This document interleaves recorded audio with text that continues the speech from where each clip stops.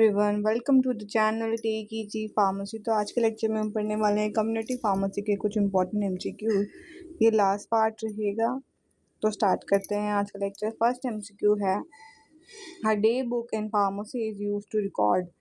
जो day book है जो हम यूज़ करते हैं वो हम क्या रिकॉर्ड करने के लिए यूज़ करते हैं? ए डेली बिजनेस ट्रांजैक्शन को, या प्रिस्क्रिप्शन ओनली, या एक्सपायर्ड मेडिसिन को, या पेशेंट हिस्ट्री को। सो करेक्ट आंसर है ए डेली बिजनेस ट्रांजैक्शन। जो भी डेली बेसिस पे हमारी ट्रांजैक्शन हो रही है बिजनेस से रिलेटेड, उनको हम रिकॉर्ड करने के लिए रखते हैं डे बुक।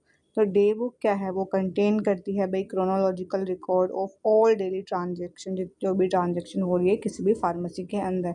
नेक्स्ट है financial planning in a pharmacy helps in. जब भी हम कोई फाइनेंशियल प्लानिंग करते हैं फार्मेसी के अंदर, तो वो हमें किस में हेल्प करती है? ए बिजनेस ग्रोथ एंड स्टेबिलिटी में, बी इंक्रीजिंग वेस्टेज में, या सी रिड्यूसिंग कस्टमर सर्विस, या फिर डी अवॉइडिंग इन्वेंट्री कंट्रोल। सो करेक्ट आंसर है ए बिजनेस ग्रोथ एंड स्टेबिलिटी वो हमें प्रोवाइड करता है। जब भी हम फाइनेंशियल प्लानिंग करते हैं वो हेल्प करता है हमें मैनेज करने में, जो भी हमारे एक्सपेंसिव खर्चे क्या हैं, क्या हमें प्रॉफिट हो रहा है, क्या हमें फ्यूचर में इन्वेस्टमेंट करना चाहिए इफेक्टिवली, ये सारी डिटेल्स हमें वो बताता है जब भी हम फाइनेंशियल प्लानिंग करते हैं। तो नेक्स्ट है pharmacy operation software is mainly use for. जो भी हम फार्मेसी ऑपरेशन सॉफ्टवेयर हम यूज़ करते हैं किसी भी फार्मेसी के अंदर, तो वो मेनली हम क्यों यूज़ करते हैं? इन्वेंट्री और बिलिंग मैनेजमेंट के लिए, या फिर सर्जरी के लिए, या फिर मैन्युफैक्चरिंग ड्रग्स के लिए, या फिर डायग्नोसिस डिसीज के लिए। सो करेक्ट आंसर हम इन्वेंट्री और बिलिंग मैनेजमेंट के लिए हम कोई भी फार्मेसी सॉफ्टवेयर यूज़ करते हैं। फार्मेसी सॉफ्टवेयर क्या करते हैं? हेल्प करते हैं हमें मेंटेन करने में, भाई स्टॉक रिकॉर्ड क्या है,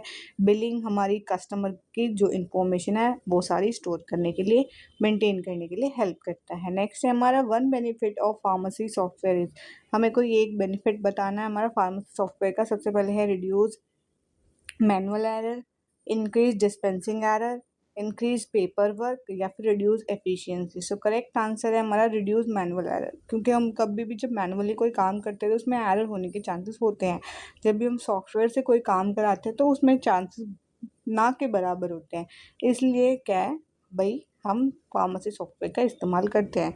क्या कंप्यूटर सिस्टम क्या इम्प्रूव करता है एक्यूरेसी को, और ये हमारा सेव्स टाइम भी सेव करता है। Next and audit in a pharmacy is. Audit का मतलब क्या होता है किसी भी फार्मेसी में? कि systematic examination of activities, drug manufacturing, या पेशेंट काउंसलिंग, या फिर prescription writing. So correct answer है systematic examination of activities. Audit क्या करता है? हमें हेल्प करता है फार्मेसी में किसी भी ऑपरेशन को इंश्योर करता है कि भाई कंप्लायंस विद स्टैंडर्ड जो भी है सब कुछ स्टैंडर्ड के अकॉर्डिंग है। ठीक है। Next the purpose of a pharmacy audited. हाँ, पर्पस क्या है किसी भी फार्मेसी ऑडिट का? इम्प्रूव करना क्वालिटी और कंप्लायंस को, या फिर इंक्रीज करना मेडिसिन के प्राइस को, या फिर रिड्यूस करना पेशेंट केयर को, या फिर प्रमोट करना प्रोडक्ट को। सो करेक्ट आंसर है ए इम्प्रूव करना क्वालिटी एंड कंप्लायंस को। ठीक है। ऑडिट क्या आइडेंटिफाई करेगा? जितनी भी कोई डेफिशिएंसी है, हेल्प करेगा इम्प्रूव करने में सर्विसेज को। Next standard operating procedure helps in. SOP हमें किस चीज़ में हेल्प करता है? A uniform performance of task के लिए, या फिर इंक्रीज करता है कन्फ्यूजन, या फिर ये करता है अवॉइड डॉक्यूमेंटेशन, या फिर डिलेइंग सर्विस। तो करेक्ट आंसर है यूनिफॉर्म परफॉर्मेंस ऑफ टास्क। तो एसओपी क्या करता है? इंश्योर करता है एक्टिविटी जो कि हम कैरिड आउट करते हैं कंसिस्टेंटली एंड करेक्टली। मतलब एसओपी एक सेट ऑफ इंस्ट्रक्शन होता है जिसके अंदर सारी इंस्ट्रक्शन लिखी हुई होती है, जो भी हम डेली बेसिस पे जिस भी कोई एक फार्मास्यूटिकल कंपनी है उस पर डेली बेसिस पे जो भी एक्टिविटीज़ परफॉर्म हो रही है, जो भी काम हो रहे हैं, उस पर सेट ऑफ इंस्ट्रक्शंस मेंशन होती है कि उसको कैसे करना है कैसे नहीं करना। तो ये होता है एसओपी। ठीक है। नेक्स्ट है हमारा डिजिटल हेल्थ रेफर टू। क्या मतलब होता है? Use of technology in health care, manufacturing medicine, या फिर मैनुअल रिकॉर्ड कीपिंग, या फिर drug testing. So correct answer है use of technology in health care. तो डिजिटल हेल्थ हमें क्या बताता है? इसके अंदर क्या क्या आता है कि भाई इलेक्ट्रॉनिक रिकॉर्ड क्या है, टेलीमेडिसिन, हमारी मोबाइल ऐप्स आती है, हेल्थ इंफॉर्मेशन सिस्टम इसके अंदर आता है। नेक्स्ट है M health stand for. Mobile health, medical health, modern health, या फिर manage health. So correct answer है मोबाइल हेल्थ। तो एम हेल्थ हमें क्या बताता है कि हम यूज़ कर सकते हैं मोबाइल डिवाइसेस का और एप्लीकेशन का, ताकि हम डिलीवर कर सकें हेल्थ केयर सर्विसेज। ठीक है।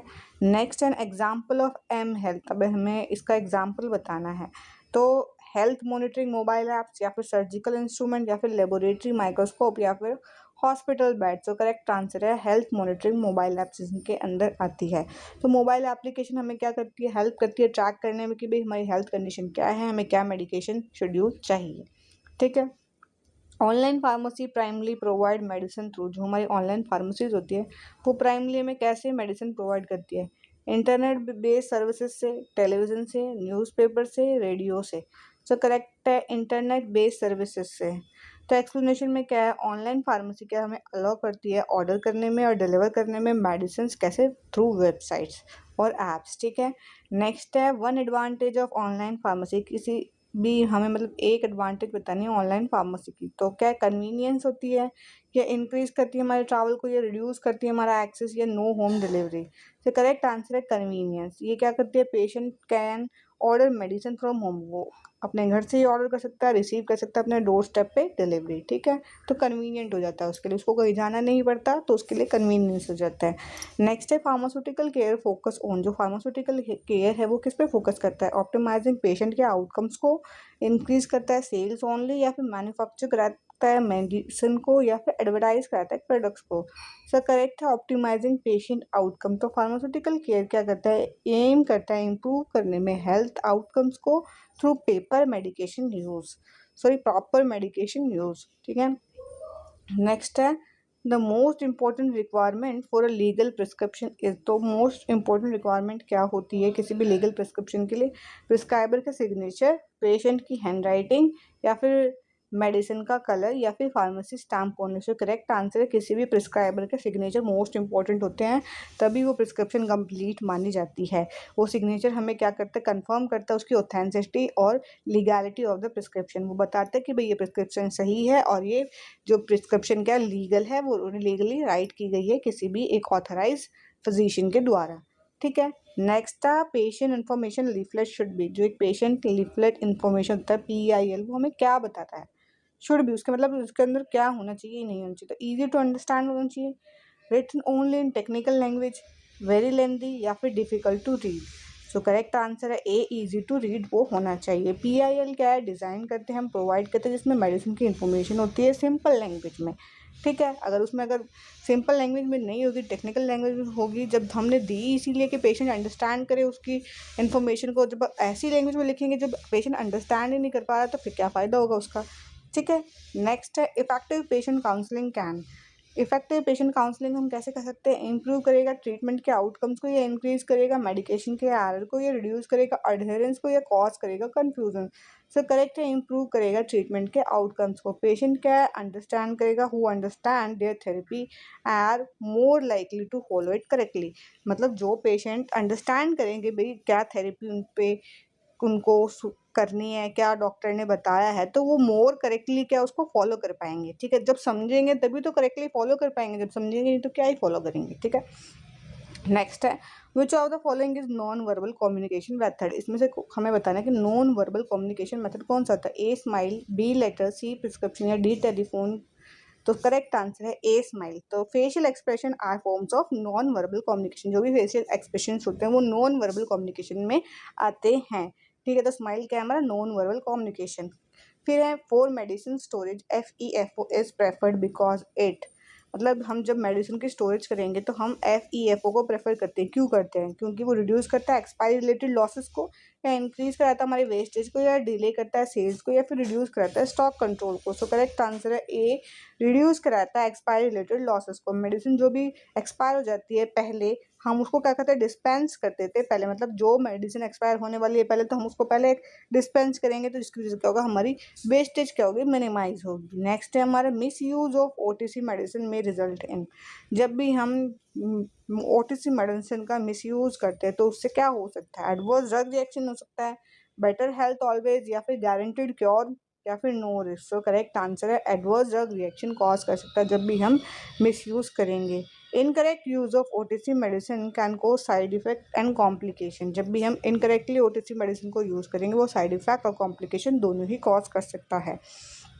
नेक्स्ट है during counselling of tuberculosis patient emphasis should be placed on, जब भी हम काउंसलिंग करेंगे ट्यूबरकुलोसिस के किसी भी पेशेंट की, तो हमें मेन कंसंट्रेशन हमारा किस पे होना चाहिए, किस पॉइंट पे होना चाहिए, completing the full course of treatment पे, या फिर stopping treatment when symptoms improve, या स्किपिंग डोजेज, या फिर सेल्फ एडजस्टिंग डोजेज। तो करेक्ट है हमें भाई उसको कंप्लीट कराना होगा फुल कोर्स ऑफ ट्रीटमेंट, ठीक है। इंश्योर करेंगे कि जो भी TB का पेशेंट है वो पूरा कोर्स ले, ठीक है। इनकम्प्लीट अगर टीबी का ट्रीटमेंट होगा तो वो दोबारा क्या होगा, ड्रग रेजिस्टेंस उसको जनरेट हो जाएगा और ट्रीटमेंट फेलियर हो जाएगा। जो उसने मेडिसिन पहले ली अब वो उस पर काम भी नहीं करेगी और ट्रीटमेंट भी फेल हो जाएगा, उसको दोबारा से मेडिसिन लेनी पड़ेगी। ठीक है।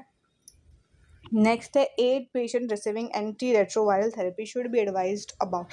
अब एड्स का जो पेशेंट है वो एंटी वायरल थेरेपी ले रहा है, अब हम उसको क्या एडवाइस करेंगे कि भाई वो मेडिकेशन अडेरेंस रखे, मतलब जो भी मेडिसिन उसको बताई गई है प्रॉपरली टाइम टू टाइम ले, जैसे फिजिशियन ने जिस टाइम पे जो बताई है वो उसको ले, या फिर स्टॉप कर ले मेडिसिन को अर्ली, या शेयर करे मेडिसिन को, या फिर डबलिंग डोज रैंडमली अपने मर्जी से वही वो डोज को डबल कर ले। तो करेक्ट आंसर है मेडिकेशन अडेरेंस, मतलब जो भी मेडिसिन उसको डॉक्टर ने जैसे भी बताई है उस तरीके से वो ले, मतलब रेगुलर यूज़ करे एंटी रेट्रोवायरल थेरेपी का। और essential for controlling HIV infection, ये क्या है, एसेंशियल है किसी भी HIV इन्फेक्शन को कंट्रोल करने के लिए। नेक्स्ट है health screening services help in. जो हेल्थ स्क्रीनिंग सर्विसेज है वो किस चीज़ में हमें हेल्प करती है, डिसीज़ के प्रिवेंशन में, अर्ली डिटेक्शन में, या फिर मैन्युफैक्चरिंग ऑफ मेडिसिन में, या इंक्रीज करने में प्रिस्क्रिप्शन को, या एडवर्टाइजिंग किसी प्रोडक्ट को। सो करेक्ट आंसर किसी भी डिसीज़ को प्रिवेंट करने में, अर्ली डिटेक्शन में हेल्थ स्क्रीनिंग एक बहुत बड़ा मेजर और इम्पॉर्टेंट रोल प्ले करता है। जब भी हम स्क्रीनिंग करते हैं, आइडेंटिफाई करते हैं भाई कोई भी हेल्थ प्रॉब्लम है, तो वो बिफोर सीरियस कॉम्प्लिकेशन अकर, हम क्या आइडेंटिफाई कर सकते हैं कोई भी हेल्थ प्रॉब्लम्स जब किसी भी सीरियस कॉम्प्लिकेशन से पहले ही हम उसको आइडेंटिफाई कर सकते हैं, प्रिवेंट कर सकते हैं और डिटेक्ट कर सकते हैं और ट्रीटमेंट उसका कर सकते हैं। नेक्स्ट है proper labelling of medication helps. जब भी हम प्रॉपर लेबल करेंगे मेडिसिन को, वो हमें किस चीज़ में हेल्प करेगा, सेफ और करेक्ट मेडिकेशन यूज़ में, या फिर इंक्रीज करेगा कन्फ्यूजन, या फिर डिले करेगा ट्रीटमेंट, या फिर इंक्रीज करेगा एरर। सो करेक्ट आंसर है A, safe and correct medication use. हम उसको सेफली और करेक्टली मेडिसिन को यूज़ कर पाएंगे जब उस पर प्रॉपर। नेक्स्ट MCQ है good dispensing practice ensure a right medicine to right patient, increase error, unnecessary delay, या फिर medicine wastage. So correct answer है right medicine to the right patient. हमें राइट मेडिसिन राइट पेशेंट को deliver करनी है। Good dispensing practice क्या ensure करती है भाई, इंप्रूव करे पेशेंट की सेफ्टी को, ट्रीटमेंट को और इफेक्टिवनेस को इम्प्रूव करें। नेक्स्ट है ultimate goal of community pharmacy practice. Ultimate goal क्या है कम्युनिटी फार्मेसी का, बेटर पेशेंट केयर और हेल्थ केयर आउटकम्स को जनरेट करना, मैक्सिमम मेडिसिन सेल करना, या फिर ड्रग की मैन्युफैक्चरिंग करना, या रिसर्च ओनली। सो करेक्ट आंसर है बेटर पेशेंट केयर और हेल्थ केयर आउटकम्स। ठीक है। कम्युनिटी फार्मेसी क्या फोकस करती है, प्रमोट करने में सेफ मेडिसिन का यूज़ हो, इम्प्रूव करती है पेशेंट की हेल्थ को और इन्हांस करती है क्वालिटी ऑफ लाइफ को। सो ये मेजर काम होता है कम्युनिटी फार्मेसी का। तो आज के लेक्चर में इतने ही MCQs थे। हमारे जितने भी इम्पोर्टेंट MCQs थे कम्युनिटी फार्मेसी की, ये सारे कंप्लीट हो चुके हैं। तो आई होप आपको आज का लेक्चर समझ में आया होगा। वीडियो अच्छी लगी तो प्लीज़ लाइक शेयर सब्सक्राइब जरूर से कीजिएगा एंड बेल आइकन को ज़रूर से प्रेस कीजिएगा ताकि आपको हमारी वीडियोज़ की नोटिफिकेशन टाइम टू टाइम मिलती रहे। And thanks for watching.